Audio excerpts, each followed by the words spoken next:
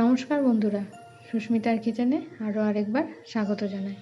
আজকে আমি আবারও হাজির হয়েছি নতুন আরেকটা রেসিপি নিয়ে। ঝিঙে আলু দিয়ে পোস্ত, যেটা গরমে দুপুরবেলা পাতলা ডালের সাথে বা হালকা টক ডালের সাথে খেতে কিন্তু অসাধারণ লাগে। আর ঝিঙে আলু পোস্তও কিন্তু খুব ঠান্ডা একটা নিরামিষ সবজি, যেটা বাচ্চা, বয়স্ক, সাধারণত মানুষ সবাই খেতে কিন্তু খুবই ভালোবাসে এবং এটা খুব সহজে হজমও হয়ে যায় এবং খুব ঠান্ডা একটা সবজি। সবার প্রথমে তাহলে আমি রান্নাটা শুরু করি। আপনাদের কাছে অনুরোধ রইল আমার এই রেসিপিটা দেখার জন্য। সবার প্রথমে আমি ঝিঙে আর আলু কেটে নিয়েছি। আলুগুলো এরকম ডুমো ডুমো করে কেটে নিয়েছি, ঝিঙেগুলো এরকম হালকা পাতলা পাতলা করে কেটে নিয়েছি। এবার গ্যাসে কড়াই বসিয়ে তাতে আমি সর্ষের তেল দিয়ে দিয়েছি 2 চামচ মতন। পোস্ত তো সর্ষের তেল দিয়ে এটা খেতে বেশি ভালো লাগে। এবার এর মধ্যে আমি 1 চামচ মতন পাঁচফোড়ন আর কালো জিরে ফোড়ন দিয়ে দিলাম, আর একটা শুকনো লঙ্কা ফোড়ন দিয়ে দিলাম। কালো জিরের পরিমাণটা একটু বেশি দিলে পোস্তর টেস্টটা আরও বেড়ে যায়। এবার কেটে রাখা আলুগুলোকেও তেলের মধ্যে আমি দিয়ে দেবো। আলুগুলোকে দিয়ে ভালো করে এবার খুন্তি দিয়ে নেড়ে চেড়ে নেব। আলুটা একটু ভালো করে ভাজতে হবে।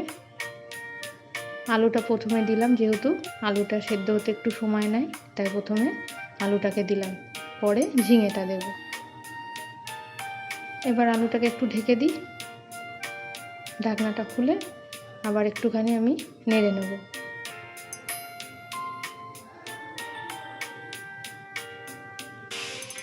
আলুটাকে এইভাবে একটুখানি ভেজে নিতে হবে। আলুটা একটু ভাজা হয়ে গেলে তারপর ঝিঙেটা দিয়ে দেবো। ঝিঙেটা দিয়ে ভালো করে এবার নেড়ে চেড়ে একটু ভেজে নিতে হবে।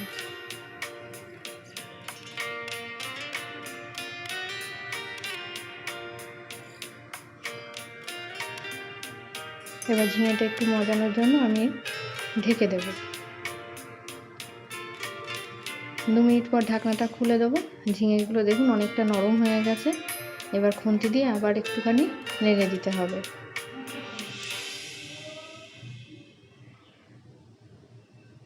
এবার এর মধ্যে একটা টমেটো টুকরো করে কেটে দিয়ে দেবো, আর স্বাদ অনুসারে লবণটাও দিয়ে দেবো। লবণটা দিয়ে ভালো করে এবার নেড়ে চেড়ে নিতে হবে। আমি পোস্তে সাধারণত হলুদ ব্যবহার করি না। আপনাদের যদি মনে হয় একটু হলুদ দিতে হবে, তাহলে আপনারা একটুখানি হলুদ দিতে পারেন। এবার লবণটা দিয়ে ভালো করে নেড়ে চেড়ে একটু মিশিয়ে নিতে হবে। এবার একটু সেদ্ধ হওয়ার জন্য অল্প করে জল দিয়ে দেবো। বেশি জল দেওয়ার প্রয়োজন নেই, যেহেতু ঝিঙে নরম হয়ে গেলে একটু জল বেরোতে শুরু করে দেয়, ওই জন্য বেশি জল দেওয়ার দরকার নেই।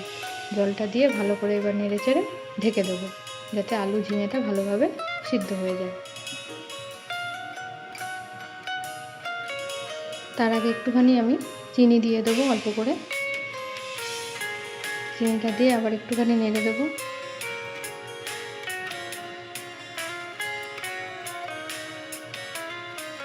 এবার ঢেকে দেবো। ঢাকনাটা খুলে দিলাম, দেখুন জলটা একদম প্রায় শুকিয়ে গেছে।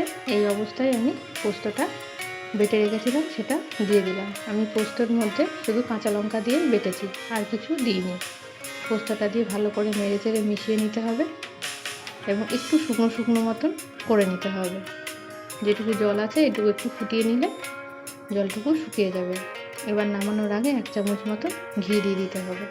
পোস্তে একটুখানি ঘি দিলে স্বাদ, ফ্লেভার দুটোই খুব সুন্দর আসে এবং খেতেও কিন্তু খুবই ভালো লাগে।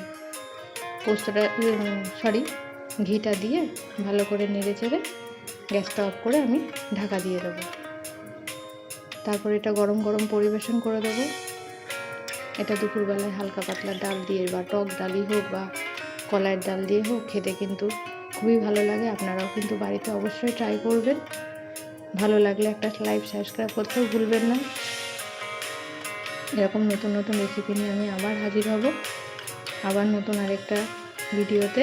ততক্ষণের জন্য ধন্যবাদ।